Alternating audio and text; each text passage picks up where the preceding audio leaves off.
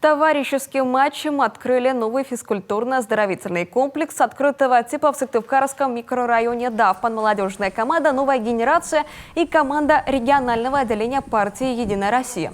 Спортсмены на себе испытали удобство покрытия универсальной площадки для футбола и хоккея. Сам комплекс многофункциональный. Он включает в себя беговую дорожку длиной 300 метров, яму с песком для прыжка в длину, трибуну на 100 мест, площадки для уличных тренажеров и воркаута. Здесь же можно играть в волейбол, баскетбол, бадминтон. Средства на объекты более 20 миллионов рублей были выделены при содействии партии «Единая Россия» в рамках федерального проекта «Детский спорт». К сожалению, торжественного открытия у нас не получилось в связи с тем, что эпидемиологическая ситуация достаточно напряженная.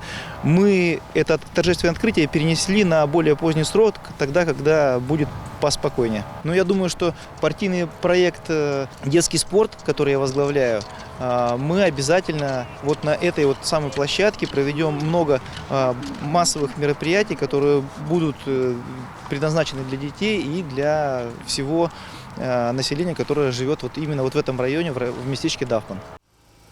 Сегодня спортивную площадку уже облюбовали местные жители. Беговые дорожки штурмуют любители скандинавской ходьбы. Молодежь пробует силы на тренажерах. Еще один такой комплекс в рамках партийной программы открыли в поселке Максаковка.